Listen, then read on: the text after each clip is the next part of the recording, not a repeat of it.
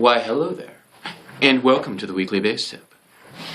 I'm your guide, Adam Neely, and this week we're going to talk about vibrato. Now, vibrato is the slight pulsation of pitch that singers use in order to sort of enliven their melodies. And allow me to demonstrate. Oh! Bada bing, vibrato. Now, other people use vibrato too, other instrumentalists, brass players, woodwind players, bowed string players, etc. They all use vibrato as kind of an essential part of their technique.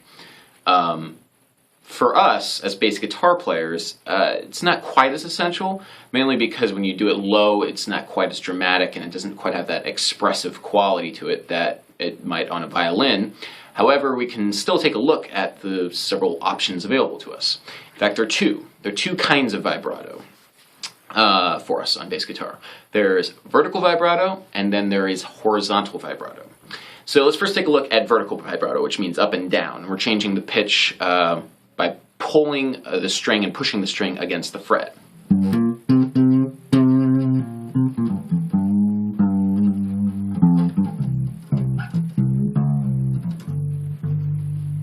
Okay, so that sort of vibrato is usually very wide and very fast, and it usually works best in that sort of context that I used it in, which was kind of bluesy, sort of, maybe.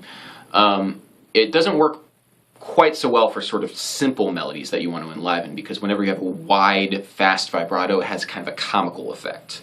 So Amazing Grace.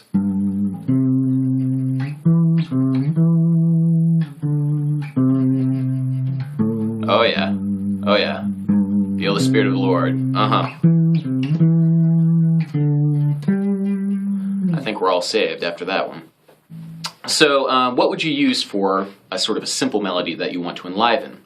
You typically would use a horizontal vibrato. Now, horizontal vibrato is a pretty essential part of fretless bass technique, but you can also use it on fretted. Now, you don't normally do vertical vibrato on fretless. It's typically just horizontal vibrato. Now, on fretted, this is how a horizontal vibrato looks like. We're going to take each finger and we're going to rotate it up and down across the string. It's going to be a subtle change in pitch, but it will enliven the sound and make it sound a lot more vocal and lyrical.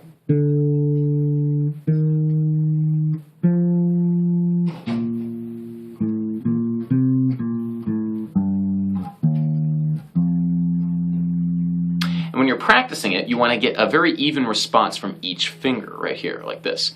And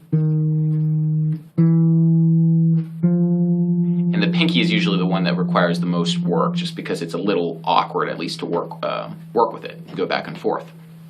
Now, I've heard, and please feel free to correct me, I've heard that the vibrato and wind players and horn players, they typically try and match the speed of their vibrato to the tempo of the tune that they're playing.